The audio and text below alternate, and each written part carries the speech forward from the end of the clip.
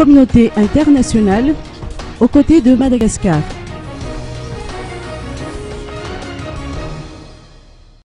De nombreuses personnalités se sont déplacées dans les bureaux de vote très tôt ce jour.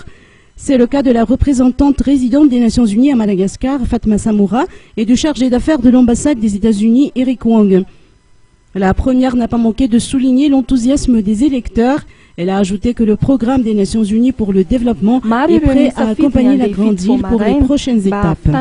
Sur la liste électorale, puissent voter dans la sérénité et qui donc accomplissent leur devoir civique et qu'ils puissent retourner tranquillement chez eux et attendre la publication des résultats provisoires par la CENIT.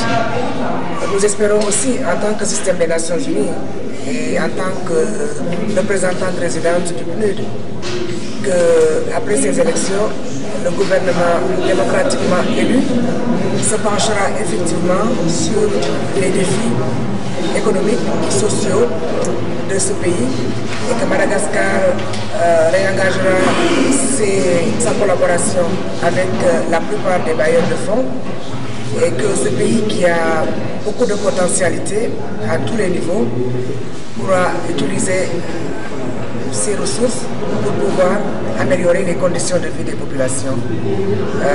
C'est mon deuxième bureau de vote en 30 minutes et pour l'instant tout se passe bien.